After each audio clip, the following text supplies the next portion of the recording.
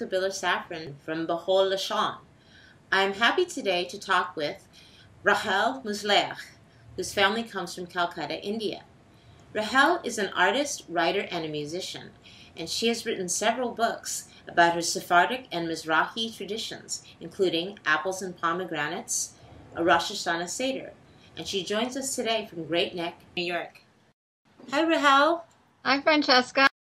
I've been reading a lot about you and about your fascinating culture and heritage, and how you do so much with it, including, recipes, and you write books, and you do music. I mean, you're truly a Renaissance woman. And can you tell us about the way that your family of Baghdadi Indian Jewish heritage celebrates Rosh Hashanah? Well, first of all, thank you for your kind words. It's always nice to get a compliment, especially as the new year begins. Yes. We look forward every year to a special set of blessings that we say on the evenings of Rosh Hashanah, and it's called a Seder Yehi Ratzon.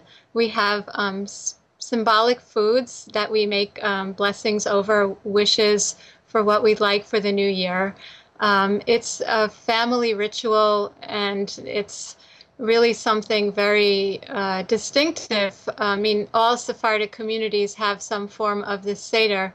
And so I'll tell you what the different foods are that we use. They vary a little bit from community to community, but it's based on a passage in the Talmud where one of the rabbis, Rabbi Abaye, recommended that we should start the year with foods that kind of suggest abundance and blessing and prosperity.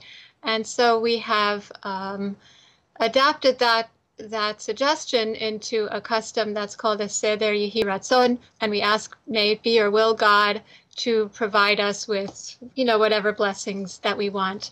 So we have dates and pomegranates and apples cooked into a kind of apple preserve, and beans and spinach and pumpkin and scallions and those kinds of things.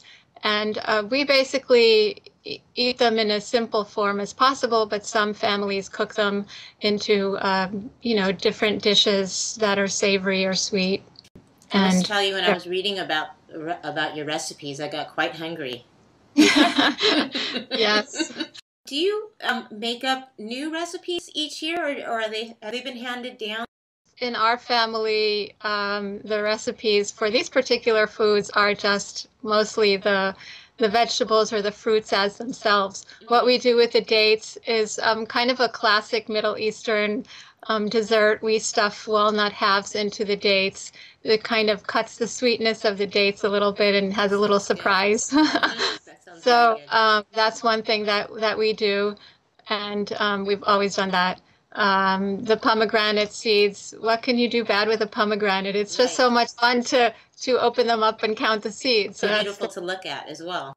Beautiful to look at, yeah. Yes. A lot of the blessings are for our wishes for what we want. So for the pomegranate, we wish that our new year will be as filled with mitzvot, with good deeds or commandments, as the pomegranate is filled with seeds.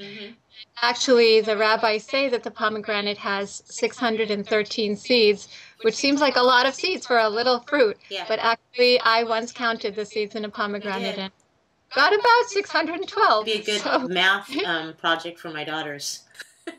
Yes, that's right. What would you like American Jews to learn about the Baghdadi Indian Jewish heritage? Because I'm sure not many people even have heard anything about your culture. I know that I am, as an example, I'm Japanese and Jewish, which is very different.